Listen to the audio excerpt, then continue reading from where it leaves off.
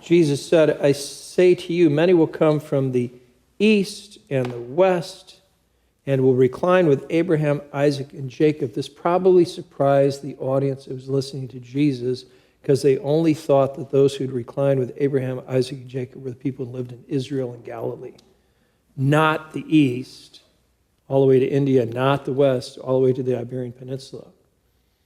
And what's so fascinating about this, there's a lot of things fascinating about this. This is a very famous statement, right? We say it every day at Mass before Holy Communion. Lord, I'm not worthy you should enter my roof. And if there's 400,000 priests in the world, and I think there are, this may be repeated 400,000 times a day. And this guy was never even baptized. Well, at least at this point he wasn't baptized. Maybe later he got baptized. It's quite fascinating because he's a centurion, which means he's a Roman. And the Romans had taken over Israel, and yet he's showing deference to this itinerant preacher and says to him, I'm not worthy for you to come into my house. He recognizes the authority of Jesus, his goodness, and the virtue. So there are no lessons we can take from this. One of these lessons, I think, is that you can learn something valuable from every single human being you meet, even if they're not a practicing baptized Catholic. You can learn something valuable from every single person you meet because there is goodness in every single person, even if they don't believe there is. And that's what the great literature is all about, like Tale of Two Cities. Remember that? The guy who says at the end, it's a far, far better thing I do now than I've ever done before, because up to that point, he was an unreformed drunk who had nothing good going for him, but in a moment where he could do something heroic and sacrifice himself, he did. So that's the Christian hope. You can always find something good in people. Lord, my servant's at home, paralyzed, suffering. I'll come and cure him. Why? Don't come into my house. I'm not worthy. And then he knows how authority works. Capharnaum is still located right where it was 2,000 years ago. It's a little town on the north side of the Sea of Galilee. That's where St. Peter lived and St. Andrew lived, and there was a synagogue there where Jesus gave the discourse about the Holy Eucharist. If you ever get a chance to go to Holy Land, I'm sure you will go there, and I hope you get a chance to go to the Holy Land. So it begs the question, all right, what does it mean to be worthy to receive Jesus in the Holy Eucharist? Well, no one's really, truly worthy, right?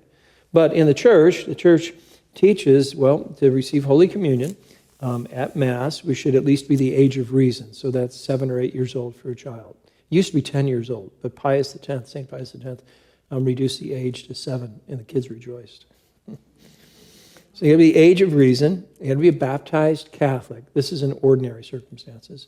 Need to be in the state of grace and keep a 1-hour fast from food and beverage before Holy Communion. Now, different cultures measure time differently. Americans are Anglo-Saxons. For an hour, it means 60 minutes made out of 60 seconds. In other parts of the world, it's 31 minutes and they round up, all right? I'm not going to mention what parts of the world they are, right? Just sometimes this is culturally kind of defined. And to be in the state of grace means we should not be aware of mortal sins that have not been confessed, right? So the church wants us to prepare for that. And how are we to receive Holy Communion? According to the dispositions of the bishops of the area. In the United States, we are asked to receive Holy Communion either standing up or kneeling down on your hands or on your tongue, right? That's the disposition in the United States. In other parts of the world, it might be a little bit differently. So we kneel for the Eucharistic prayer here.